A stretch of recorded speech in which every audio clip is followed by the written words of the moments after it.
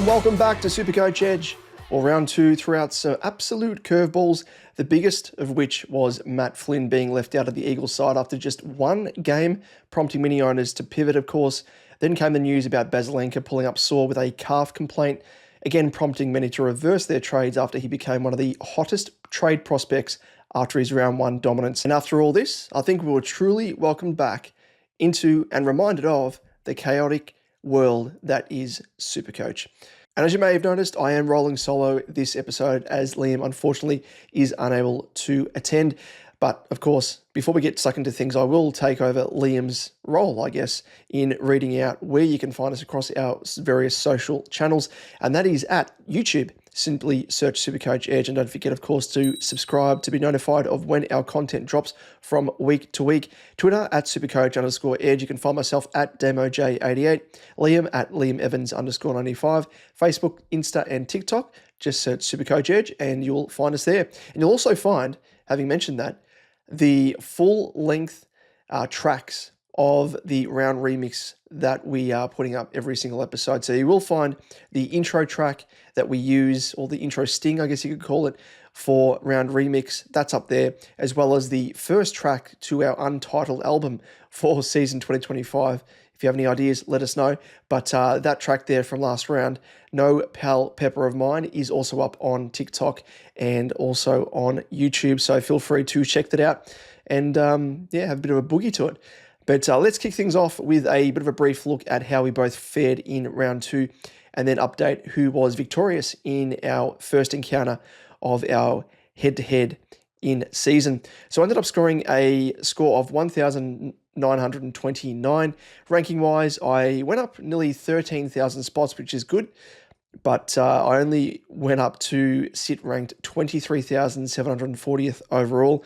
But again, as I said in my Team Talk episode, not the end of the world. It's around about 280 points separating where I'm currently ranked to the top 100. So again, do not fret. But of course, with regards to machinations with my team, with Flynn surprisingly dropped, I couldn't hold confidence in McQualter doing the same thing throughout the season when he did eventually return to the team.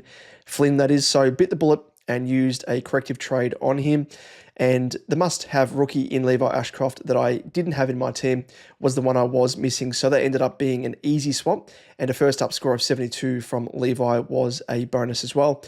I did initially target Basalenka via Colonel Sanders, but of course had to pivot, which was easy enough. As I brought in a rookie, I was content to bring in off one game sample size in Xavier Lindsay. So he was one guy that I was really, really impressed with his performance, and I thought, why not just bite the bullet, bring him in a week early, because no doubt I'll be having to use 3 trades heading into round 3, and that is very much the case. So he ended up scoring a 78 on debut in my side, so that was another winning trade there, and I actually chose to keep Sam Palpepper, more so out of circumstance of needing a forward, but good to see that he did respond to the criticism that we levelled his way in the form of last round's round remix parody song. So he busted out a nice score of, 83. So yeah, that was a welcome sight, that is for sure. But just lastly as well, I will mention in terms of the poor performers, of course there were some.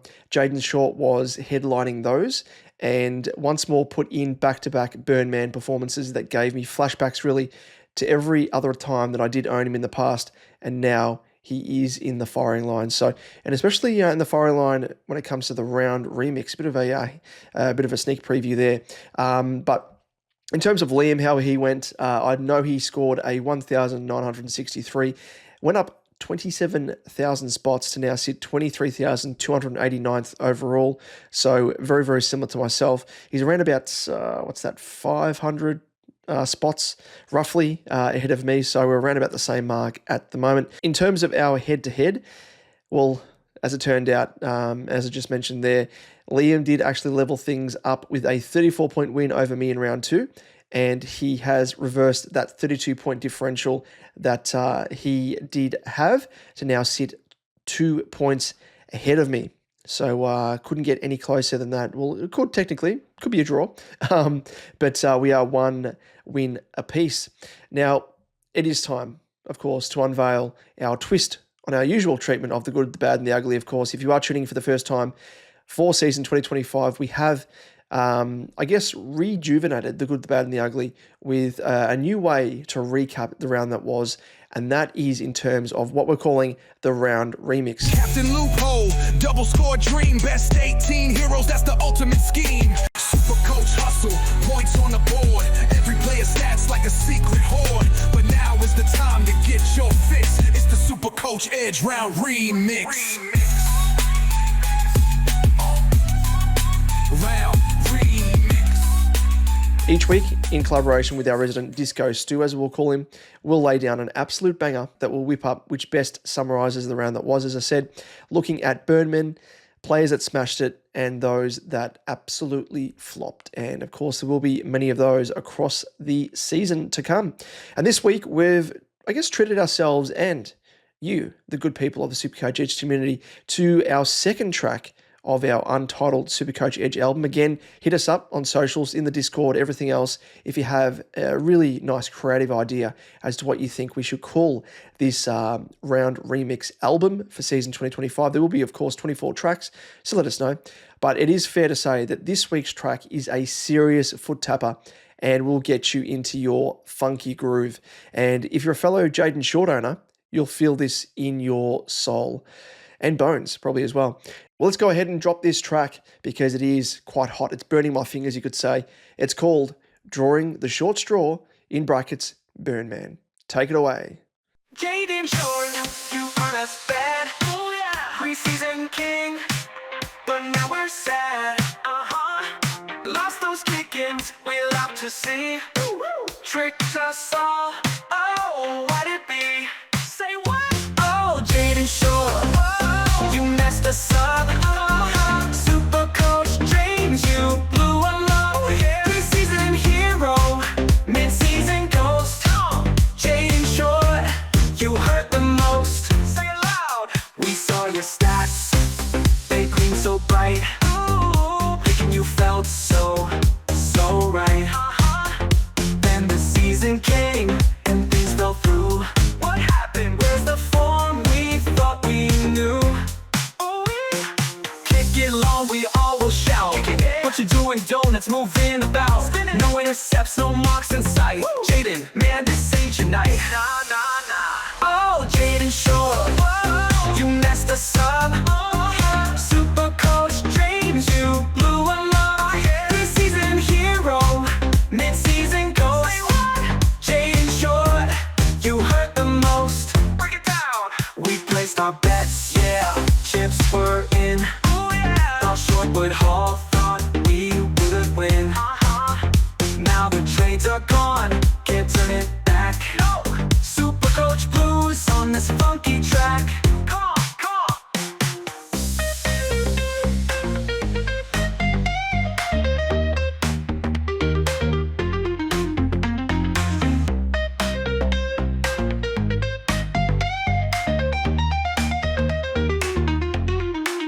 We placed our bets, yeah.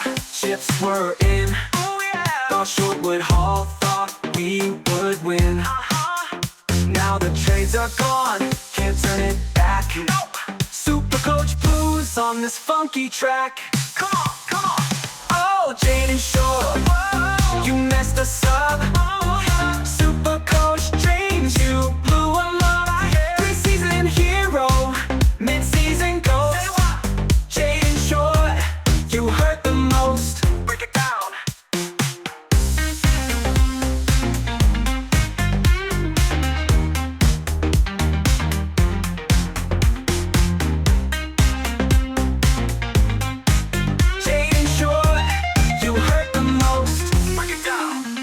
What an absolute banger that was. Just poetic.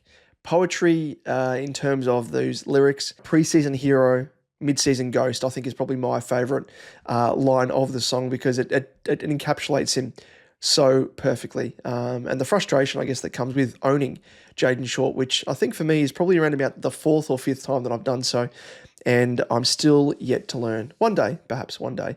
But of course, if you are watching this episode on YouTube, let us know in the comment section down below your thoughts on how you rated this track out of 5 stars. And likewise, hit us up on socials as well if you are tuning into the audio podcast, how you rate that And also, like all good DJs, of course, we do take requests, as we said last week. So if you do have a cracker idea for a track that pops into your mind in round or post round, hit us up via socials or on our Discord as well. Now, with round 3 on the horizon, let's jump into trade talk with The Price is Right. The price is right. The price is wrong, bitch. Now, for those tuning in for the first time, The Price is Right is the segment where we discuss potential trades and trade targets from week to week, or whether a specific player under question should even be traded at all. Also, a reminder as well that both Sydney and Collingwood are on the bye this round, so whilst Riley Bice looks like a juicy trade-in prospect / cash cow, we can wait another week given Sydney are on the bye, of course, and his price obviously won't appreciate or even move as yet. So with that in mind, let's jump into those we need to move on with the category You're Fired. So we're going to start things off with Harry Perryman, 407.4k as a defender, break even sitting at a 110. Ended up dropping 10k after another disappointing performance, scoring just 57. But most alarmingly, he lost his role in the middle early in the game, being shifted to defence after McInnes went down with that knee injury. Now, as I said, has that 110 break even. And the fact he's on a bye this round makes him, I think, an easy trade. So punt him out of your team. You don't really want guys in your team with questionable roles and questionable scoring, which he has both in spades. So unfortunately, we're just going to have to chalk him up to being a failed pick, courtesy of Craig McRae. So thank you, mate. Moving on to Riley Sanders. I spoke of him last round. 339.1k as a mid forward and has a break even of 64. Sanders, he was once more, we can't really call him a burn man as yet, but he did falter with a score of 62. In terms of his role, it did get worse, unfortunately, with his CBAs dropping from 42% last round to just 13% in round 2.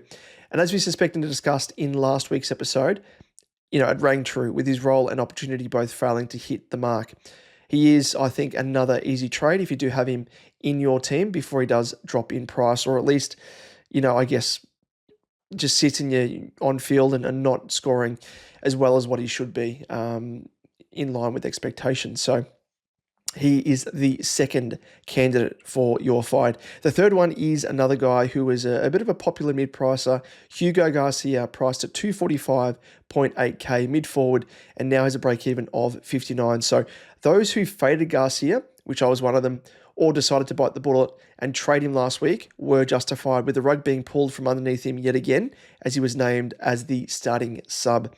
Had 22% CBAs in the end from 29% time on ground, but another low score of 25 after the last week's 54 means his break-even has risen to 59, all but ruining his prospects of being that cash cow that his owners did hope that he would become. So it is unfortunate there, but again, that's the beauty of making these corrective trades before price changes, because you can kind of just erase them from your team. Obviously, it means it costs you a trade, but you're not losing out in terms of any money lost, which a lot of these guys will be losing over the coming weeks. Let's move on to the next category, and it is in the firing line. So we're going to start things off with Will Day, priced at 502.5k. 129 break even. He did have another poor Supercoach return with just a score of 76 from 26 disposals, with George Hewitt paying a little bit of attention to him at various stages in the match against Carlton.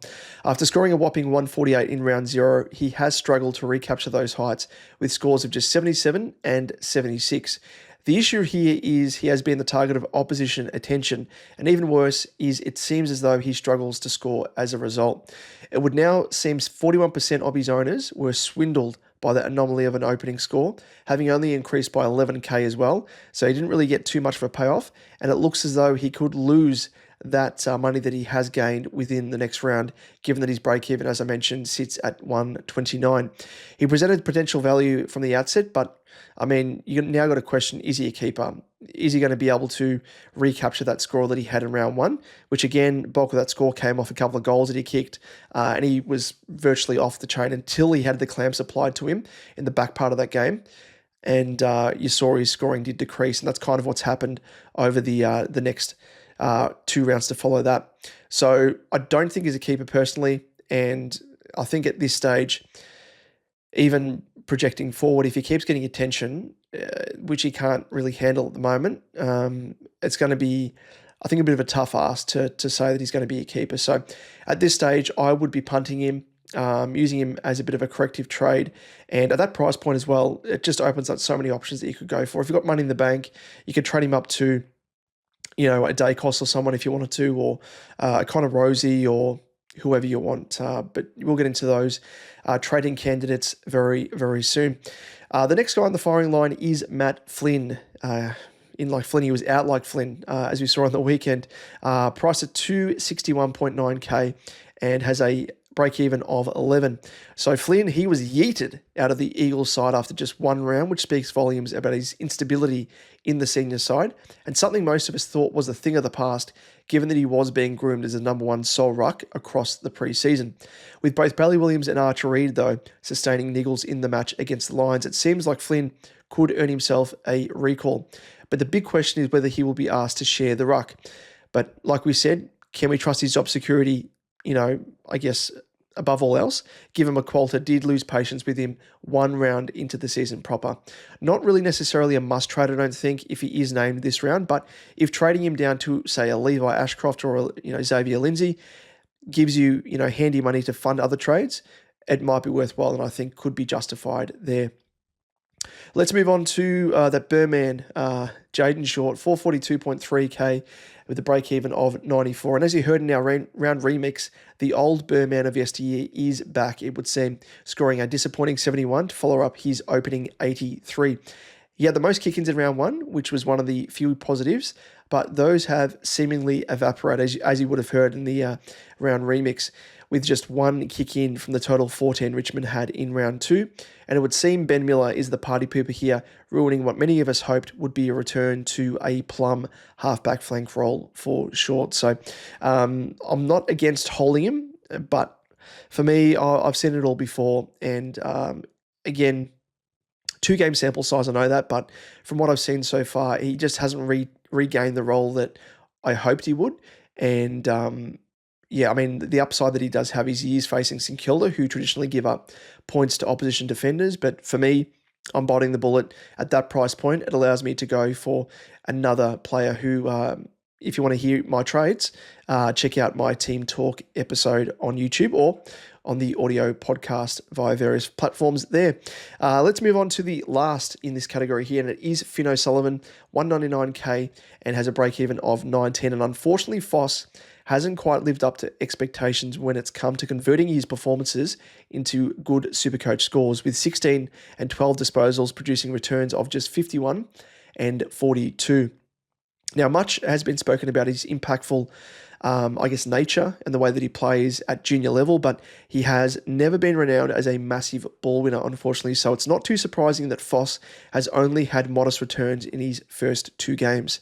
He has a break-even of 19, as I mentioned, and an average of 47, so his days as a cash cow might be numbered, or at minimum, be a very, very slow burn unless he gets a spike score along the way, which, we saw in the preseason, came out that official preseason game and scored quite well. So does have it in his nature to do so, but I just don't know with regards to his role and if that's going to be conducive to a spike score. So yeah, I think you can kind of weigh him up and punt him, especially being at that higher price point. For example, if you trade him down to like a Jack Henderson, that would almost give you 100k straight in the hand that you could use in another trade to upgrade, another player or the like. Well, let's move on to the next category, and it is trade-in candidates. And first up, we have Finn Callahan, 441.6k, and has a break-even of, according to Supercoach, 0, which is quite funny. But he has looked ultra impressive in his opening 2 games of the season, scoring the 144 and 104 from 33 and 31 disposals apiece. And as we mentioned in our previous episode, he fits the bill of a breakout player, with many entering their 4th or 5th seasons and breaking out, much like Tom Green or LDU. So Finn Callahan fits into that category, and I am expecting him personally to continue on with his nice scoring and become a genuine breakout. He has shown that he most certainly has the ability to score well in Supercoach, and pleasingly wasn't really overly impacted negatively when Green returned to the side. Look to fit him in your side via a failed mid-pricer, say for example Jaden Short, who's only $700 more expensive, or another player. Swing a Perryman, potentially put money on top, all that sort of stuff if you have DPP swings across the board. Next up, we have Bailey Dale, priced at 528.1k as a defender, has a break-even of 29, and has started the season on fire, scoring 127 and 141 from 29 and 31 disposals, and does look as though he has free reign over the kick-ins once again, which is a really nice bonus. And looking at his scoring breakdown on statsbyjaden.com, check out the website. Jaden Popowski does some incredible work also on Twitter, so give him a follow. But he details in terms of the points that he gets via kick-ins, which of course include long kicks and effective kicks and the like, account for 30% of his total score or total average from week to week. So a big part of his game is his kick-ins. And as we always love with Dale, is he loves to kick and rarely handballs, with a recurrent ratio of kicking 2.5 times more than he actually handballs. So again, we love kicks in SuperCoach, especially if they're efficient, and that is what Dale is. So a big tick there. But I guess in saying all that, the only query on his game is he has historically struggled for high ceiling games of 120 plus.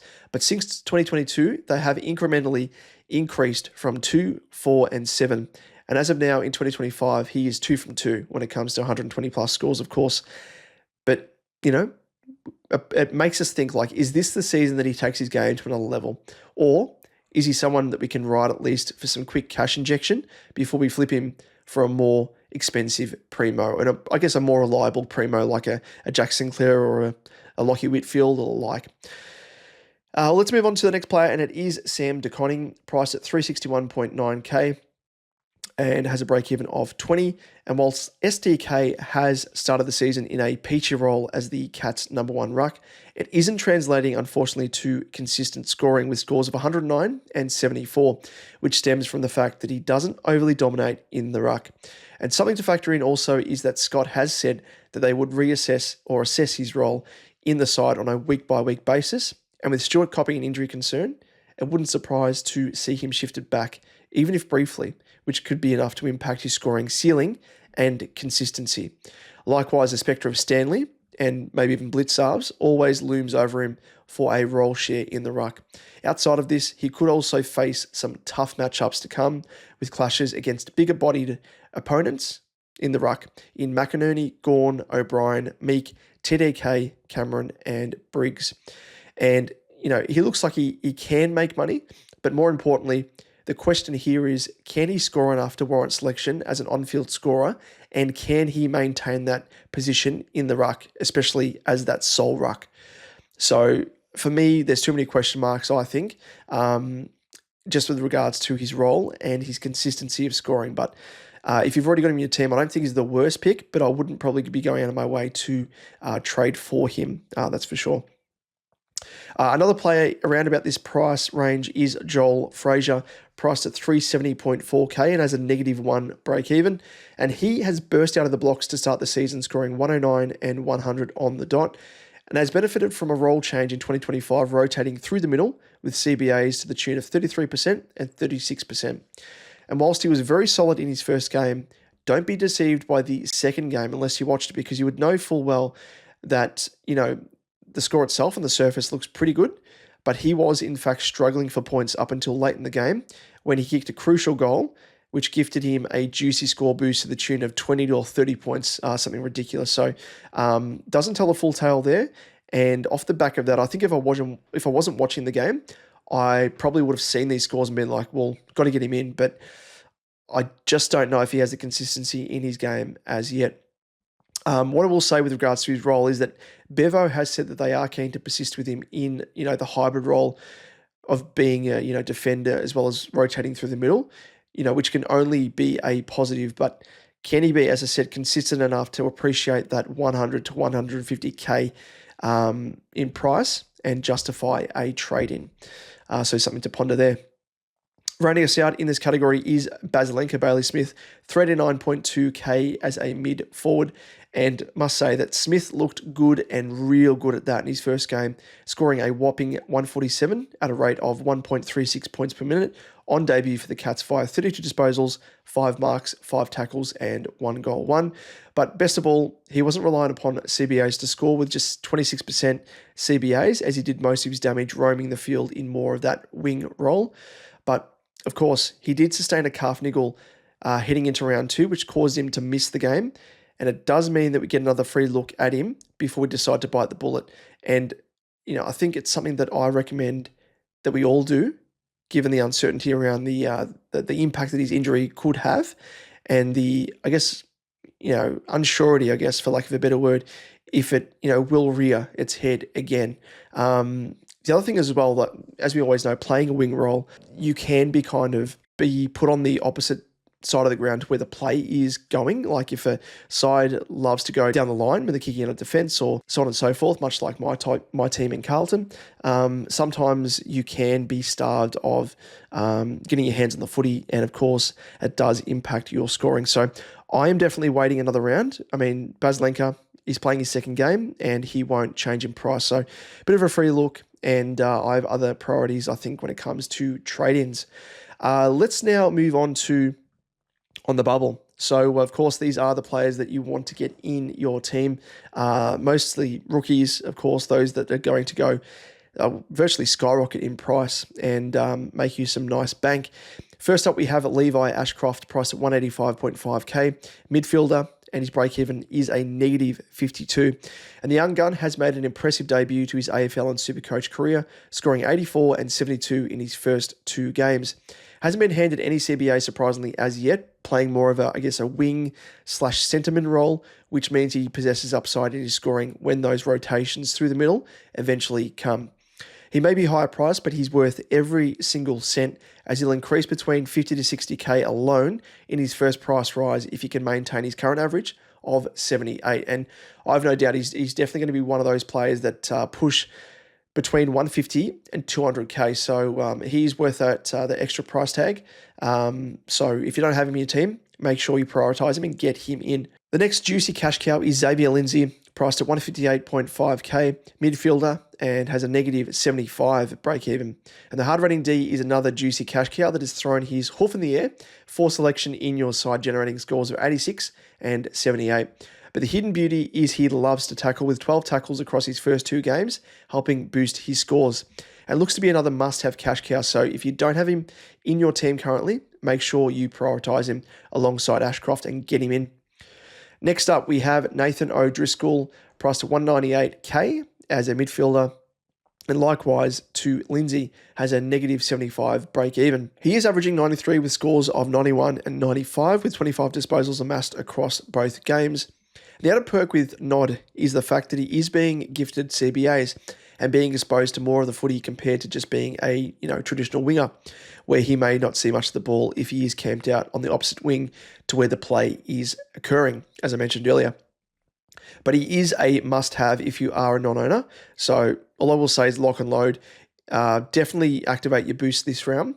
And if you don't have these 3 cash cows that I've just mentioned, get them all in. Don't worry about trying to go for mid-prices, primos. They can wait, because these rookies, these cash cows, are going to lay the foundation to allow you to have the cash later on to bring in those primos and really upgrade your team. Because without these cash cows, you're not going to be having any extra money in your salary cap to get in those big dog primos.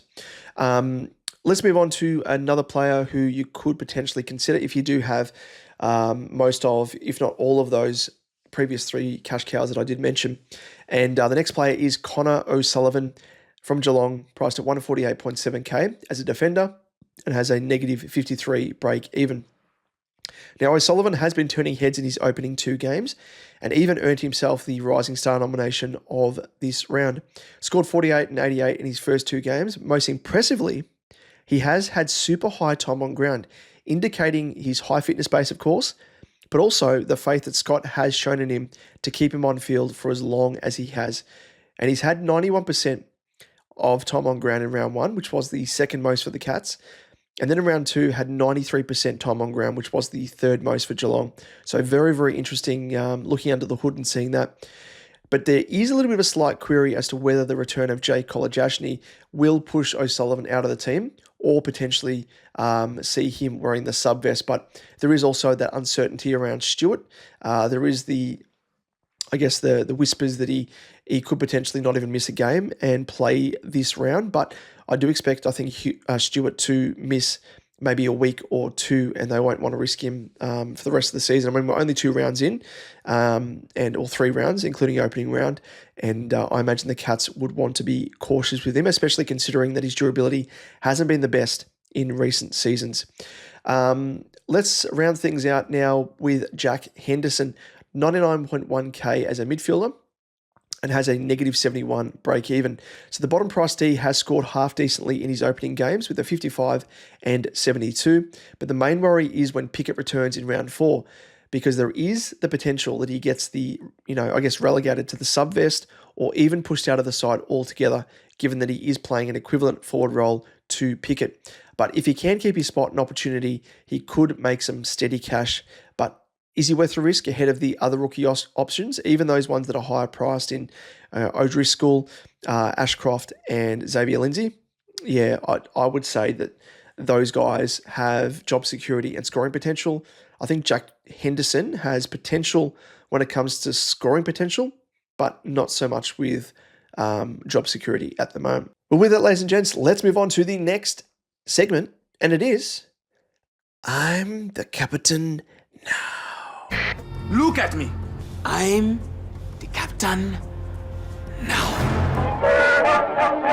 Yes, of course, in I'm the Captain Now, we do chat about what the best VC and C options that we do have on offer heading into round 3. As always, we scrounged through the data and found the best options for you to consider, and we have compiled our top 3. Of course, last seasons prior, we went through like 10 to 15 options at you, but we want to narrow it down and make it easier for you to, I guess, choose between these best options that we are tabling for you. First up, we do have Jack Macrae, and we ask ourselves, is the old Macrae that we knew or know and love from yesteryear, is he back? Well, his start to 2025 might indicate so, with scores of 127 and 162, if you don't mind. So he does now face Richmond in round 3 with top-line midfielders like Rosie and Cripps, previously having feasted on the Tigers, with Rosie scoring the 130, Cripps 120. And it does give a little bit of insight into the heights that Macrae could reach.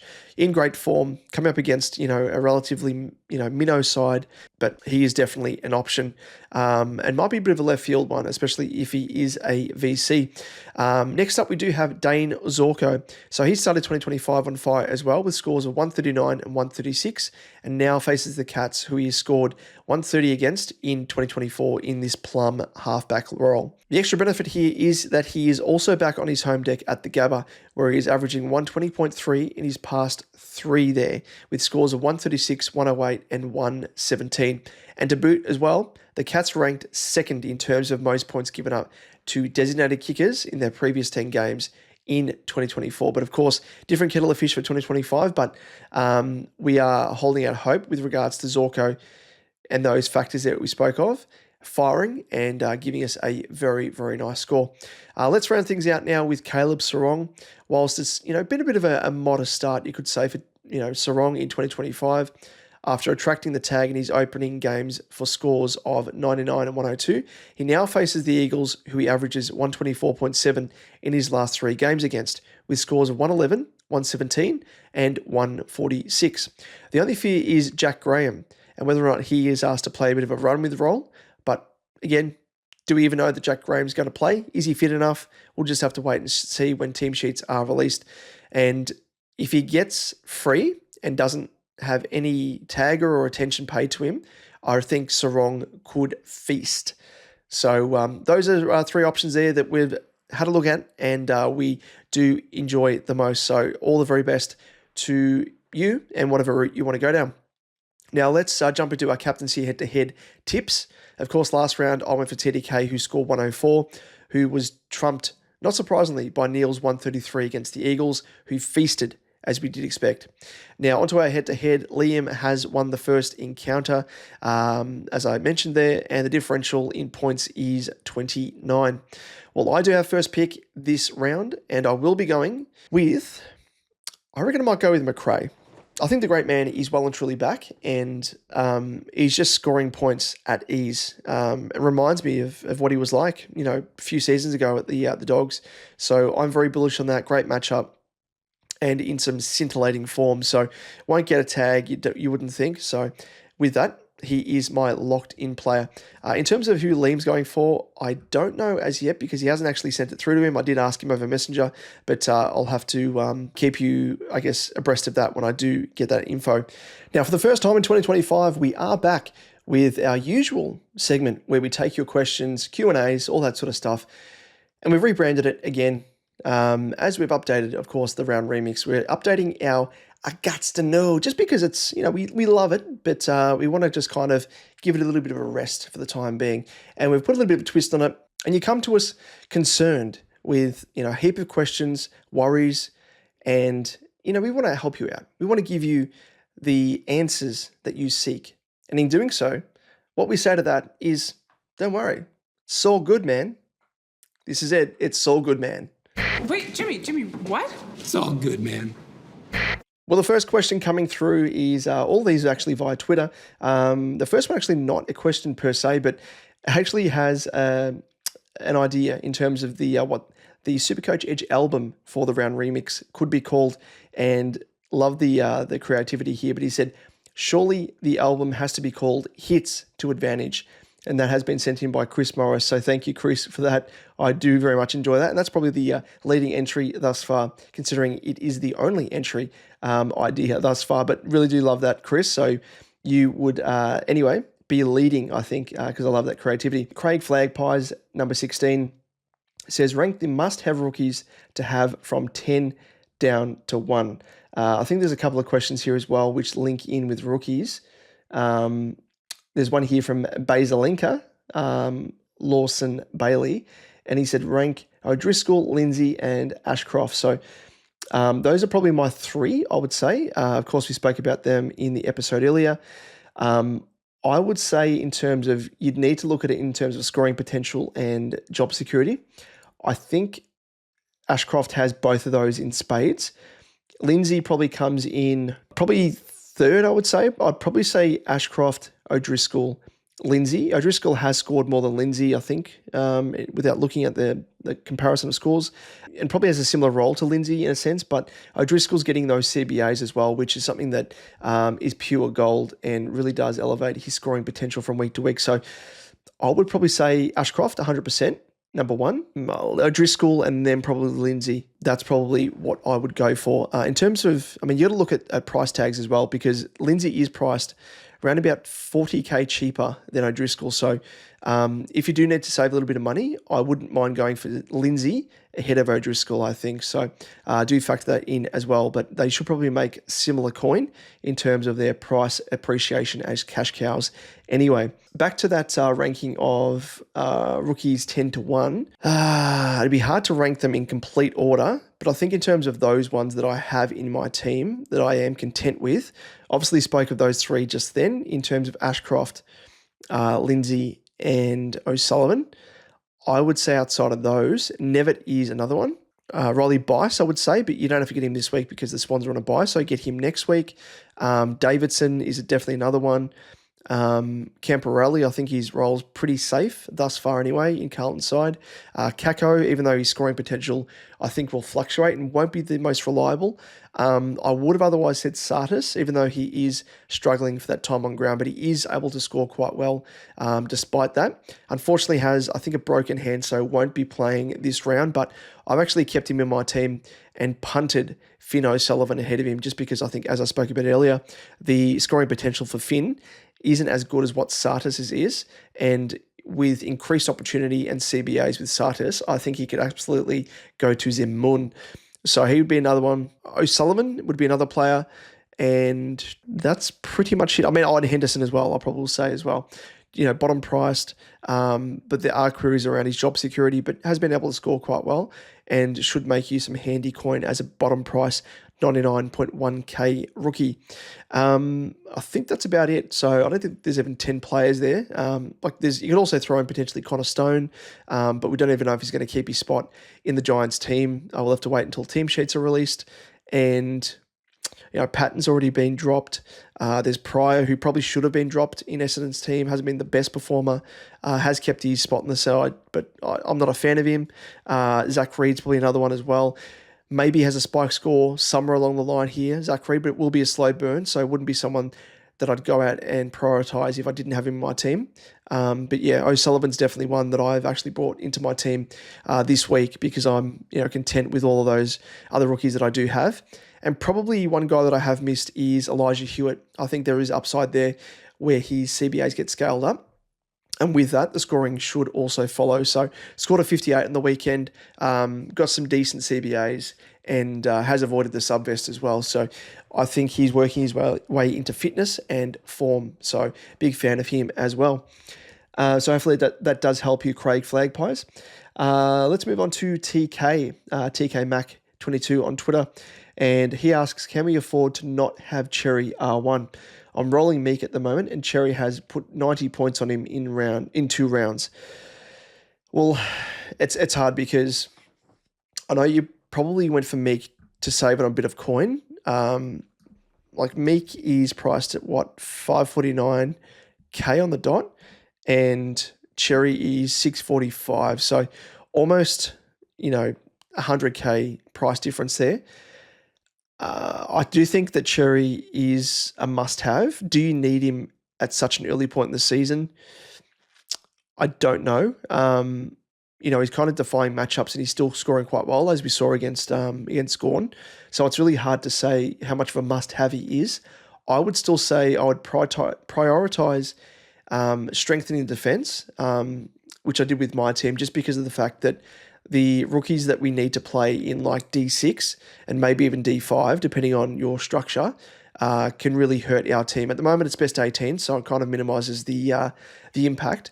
But once the early buy rounds are finished and relying upon the best scorers on field, I think we will be hurt. So yeah, I'd look to prioritise and upgrade, or at least spread out the quality across the defence.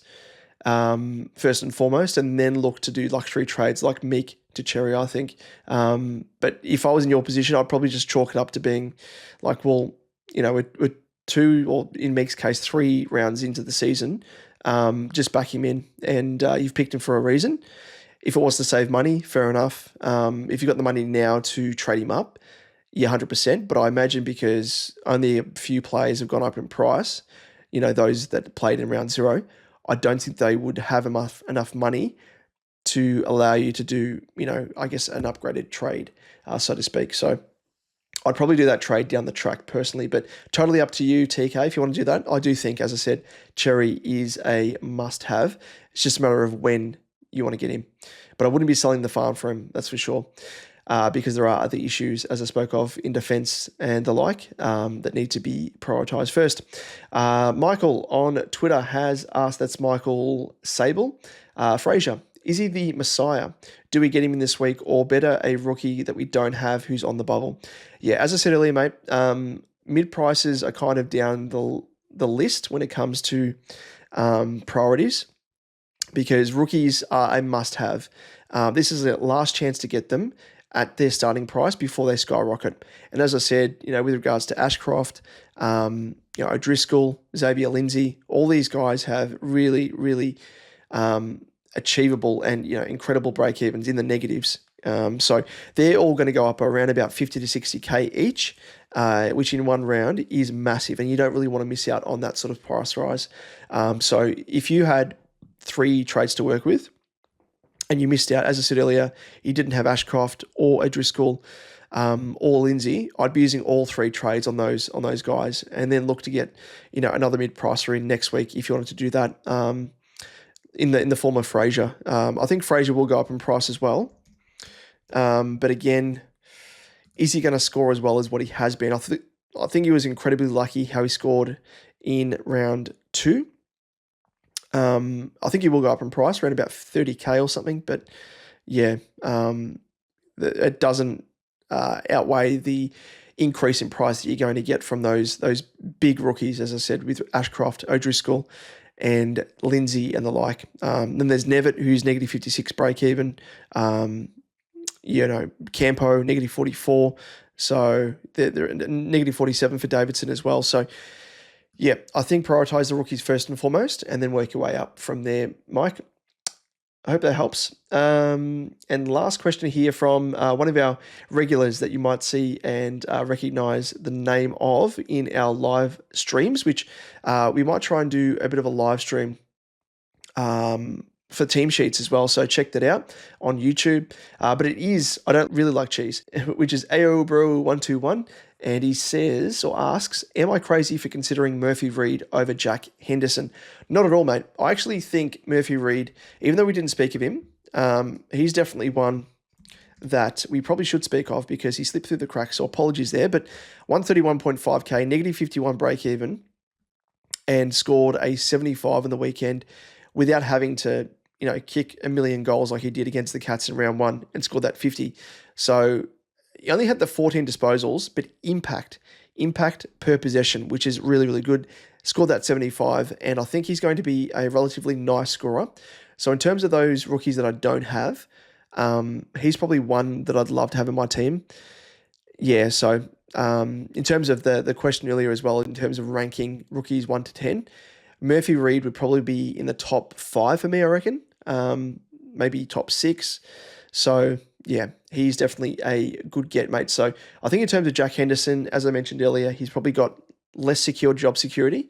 And I think Murphy Reed's probably got a similar scoring output, if not a little bit better, but better job security as well, because he has been impressing the Dockers as well at senior level. So totally understand, and I do endorse that move, Cheesy. But that is it, ladies and gents. That rounds us out for another episode. Now, if you don't follow us across our social channels, feel free to do so, of course. We do post up-to-date news as it drops, news on guys that are the sub, starting sub, all that sort of stuff in round. So make sure to give us a follow, and you can do so on Twitter at @supercoach_edge. You can find myself at DamoJ88. Liam, you can find it at LiamEvans_95. Facebook, Supercoach Edge, and you'll find us there. Likewise, TikTok. And then on YouTube, just search Supercoach Edge and you'll find us there. And don't forget to like and subscribe. And of course, with that, as I mentioned earlier in the episode, we are uploading the full tracks of the round remixes as well on YouTube and also on TikTok as well. And don't forget as well to jump into our free open league if you haven't done so already, with the league code being 623082. And the overall winner will receive a Supercoach Championship ring that you can just pop into your fingers. I was going to say go to your local club, impress the ladies, but I don't think it would really have that much of an impact. Probably the opposite. So maybe not do that. But of course, jump into that open league. You'll battle myself, Liam, and the rest of the Supercoach Edge community. Well, that's it. That rounds us out for round 2. Hopefully you had a decent round, but best of luck for round 3. And we'll see you next week to do it all again. We'll see you then. Cheers.